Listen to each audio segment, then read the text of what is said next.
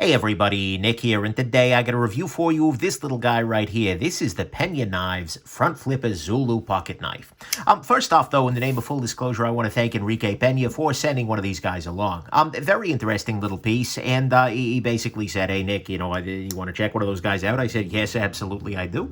But nonetheless, I told him, as always, I'm going to talk about the good, the great, the bad, the ugly, might be a gem, might be junk. I kind of had a suspicion this was going to be good, given, that I've handled a bunch of his other stuff, but still, you got to give that disclosure. But nonetheless, he sent along. We have to assume this is the best quality controlled one of these guys ever, and I'm doing my best not to let that affect my review, but there you go. There you go.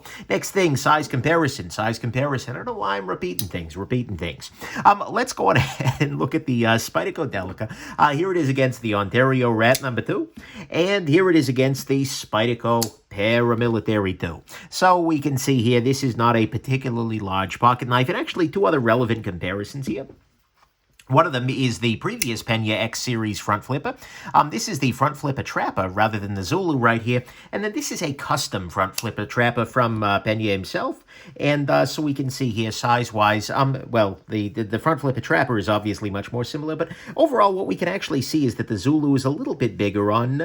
looks to be about every dimension on this in terms of the handle there. So that's an important kind of consideration. And actually, it's also probably worth noting that this guy, the Zulu here, is actually a sort of a sequel in a lot of ways to the front flipper trapper that we see right here. And so that's cool. And in a lot of ways, I'll be talking about that, and I'll be making a number of comparisons between the trapper and the Zulu here because I think that makes sense, right? So anyways, let's go ahead and jump into the good, the great, the bad, the ugly of your Peña Knives Front Flipper Zulu here. So on the good side to start with, this guy has some very nice ergonomics, and in fact, I would argue that for most people, the ergos on the Zulu are a little bit better than on the trapper. I have relatively small hands, and so I think the trapper fits my hand pretty well, but I think for a lot of folks, you're going to find that the Zulu is a little bit better off in the hand, depending on the clip position and exactly where that falls, but the fact that you've got a little bit more bulge down here, I mean, the Zulu just has a little bit more junk in the trunk, so to speak, and so as a result, and it's a little thicker overall on the vertical dimension, for a lot of folks, I think that's going to add up to slightly better ergos. So that's something to consider, and I think it'll be a little more hand-filling for a lot of folks. Next thing, I was actually kind of nice, I was surprised to see this is actually a different knife. Peña has actually used a slightly different pattern for this guy, like I said, with a little bit more junk in the trunk, with an overall, thicker. It would have been very easy, I imagine, for him to just install a new blade style in the front flipper trapper body, but I don't think it would have worked as well. So I appreciate the fact that we ended up with a fundamentally different knife here, and even, the shape of the front flip is a little bit different, with a little bit more prominence, which I think actually helps a little bit. I appreciate that he went the extra mile and designed a new knife rather than just putting a new blade shape in an existing body. That's a nice thing. Next thing, speaking of the blade on this is pretty good. It's a little bit on the thick side relative to a lot of your traditional knives. However, that said, it comes down to a reasonably thin edge, and it has a nice sharpening choil in there, and it's M390, which is a great blade. It's a great steel, certainly. And like I said, it comes out to a reasonably thin grind here. This is a nice little blade, and it's a good little tool for actually cutting things, which I appreciate very much. Next thing, size-wise, at least for me, I still really like relatively small knives, and this is no exception. Where is my ruler? Oh, it's over here. I was doing my review. Writing my review, that is. So what we can see here is that size-wise, this is coming in just over 2.75 inches, which could be frustrating to folks with that very specific line, but it's clearly under 3 inches, so it's going to be legal in a lot of places.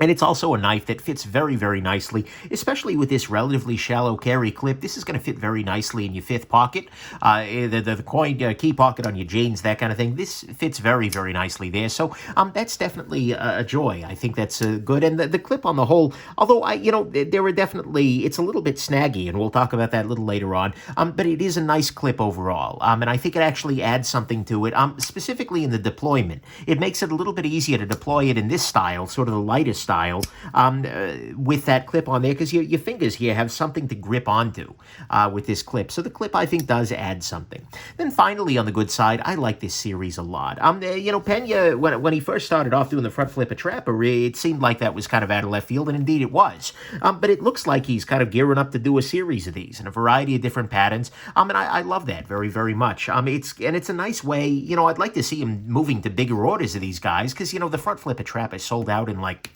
minutes. I hope he's done a bigger order of these guys, but at the very least, if he's going to be, doing a series, at least they're similar enough that I think a lot of people who are interested in the Trapper could be just as happy with the Zulu, if not maybe a little bit more so. So, and I like the idea of doing a series of related modern traditional knives because I think that's Peña playing to his strengths. And it gives more options out there in the knife world. So that's a beautiful thing. And to me, all of that is the good. It's got a nice series thing going on here. It's got a reasonable clip here, certainly in terms of positioning and whatnot. It's got a nice thin blade. It is a different knife than the Trapper, and it has pretty good ergos. On the great side, the action on this is great. It has just the right detent for the front flipping. It's not quite as, and I'm given not as skilled, it's not quite as sweet. It's a little harder than you would want to go over the top, at least with my particular fingers. You can pull it off, but it's not straightforward there. But if you're going to do the lighter style action as a front flipper, absolutely great. And it has a nail nick, by the way, if you want to pop it open that way. But more importantly, it just has a really nice action on the close. And this is just barely worked in a little bit. I imagine once I get this guy working, oh man, this is going to be super smooth. And so I like the action of it very much. As a lighter style front flipper, it is absolutely flawless. And it works very well with this clip here. It just makes it an absolutely great action. So to me, at least, that's what's great. Is the action on this is just dialed right in. On the bad side, actually, we'll start off with something that's relatively neutral. The price on this guy, it's $275. There are no build quality issues here at all. As far as I can see, this knife is damn near perfect, if not perfect, and that's kind of what you might expect out of the Rayot world, right? And it's got good steel, nice construction. The price for me is A-okay. I mean, sure, I'd love to see cheaper, but I'd love to see cheaper always. Generally speaking, this is, I would say, an absolutely good-to-go price. It's not like, oh my God, value writing home about it, but it's also not bad in any way. So price on this guy is fine. Next thing on the bad side. This is a modernized traditional knife, and that's great. And I like I said, I very much like seeing modern traditional. I think it's a great idea and something that the knife industry could use more of. But honestly, the bead-blasted titanium isn't feeling all that traditional to me.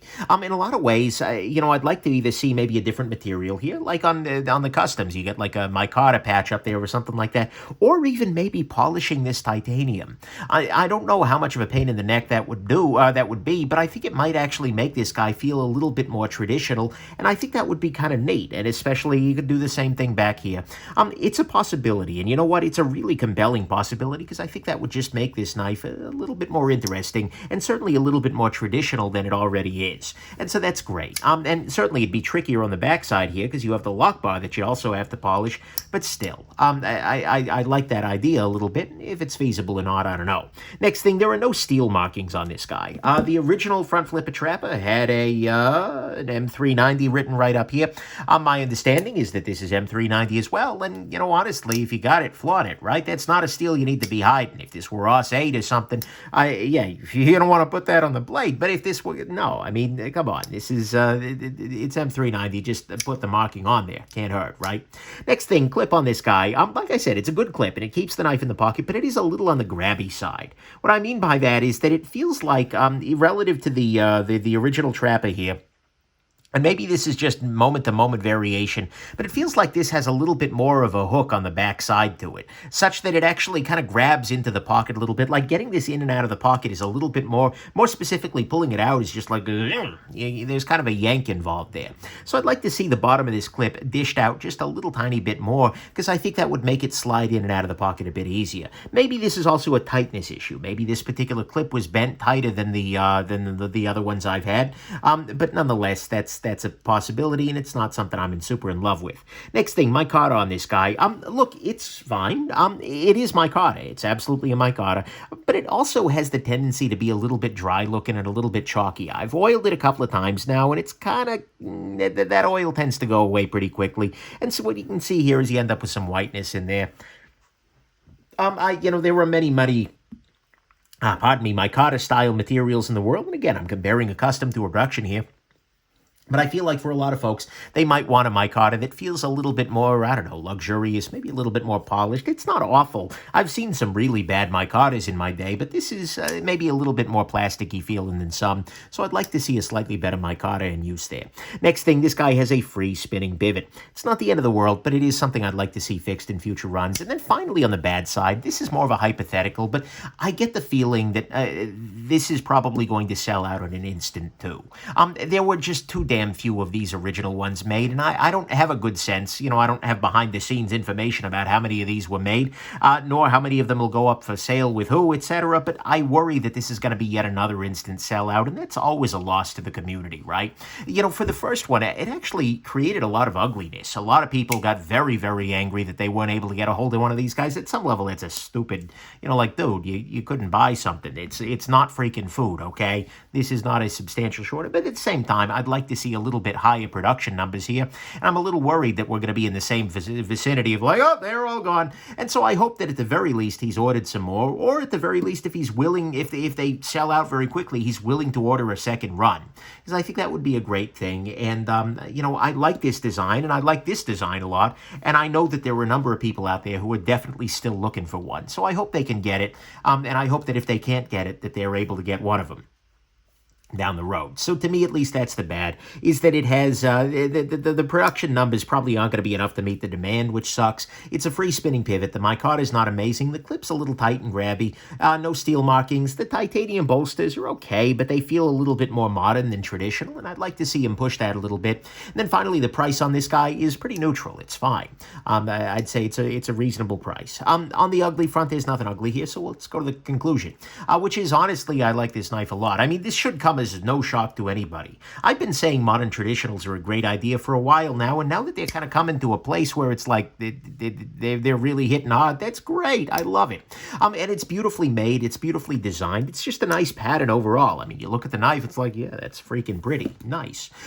And then it's got a great blade. It's got a great size and an action that is just really, really good. I like this knife a lot. It's a great piece. I'll say there are some downsides. The materials are a little bit underwhelming next to his custom work. The clip's a little grabby, the pivot's free spinning, and availability is probably gonna be a problem here. Again, I don't know what that's gonna look like because I'm actually filming this. I got one of these guys a little bit before release from Enrique, so I don't know how quickly these are gonna go, but I hope it's not as much of a pain in the neck as last time. But overall, I gotta say, this is a gem. It takes what made the Front Flipper Trapper, the first version, amazing, and then it tweaks it slightly. It makes something that is substantially different. I think there will be people who prefer this guy to the Front Flipper Trapper, for sure, both ergonomically speaking and stylistically speaking. So it isn't just the same knife over and over again, which is nice. And it might be a little nicer in some hands, but it offers a little bit more variety, without compromising, though, the thing that made the Front Flipper Trapper such a neat idea. That is the modern traditional element of it, that whole approach. And so to me, like I said, this is 100% a gem. If you can get one and you like the idea, you're going to love this knife. It's absolutely great. And you know what? If you can't get one, then hang out. Hopefully he'll do another run, or he'll do another version of this. I mean, for all we know, we've got the Trapper, we got a Zulu egg. Who knows what's coming next, right? A Lanny, I don't know. There are all kinds of great traditional patterns, and Enrique's a person who knows traditional knives damn well, so who knows what's coming up. But chances are whatever comes up next from Enrique in this series is probably going to be a gem too. So overall, very, very well done, Enrique. Very well done, Rayot. This was beautifully done. And please keep these coming, because I think this kind of modern traditional thing is definitely a welcome thing and a very, very welcome blast from the past. So anyways, there you go. Although also from the future. I don't know, it's the past and the future are blasting into each other, and the result is this knife right here. Okay, there we go. That's how that works. Glad we came up with this approach. Anyways, there you go. Hope this is interesting to you. Have yourselves an absolutely wonderful rest of your day. Bye now.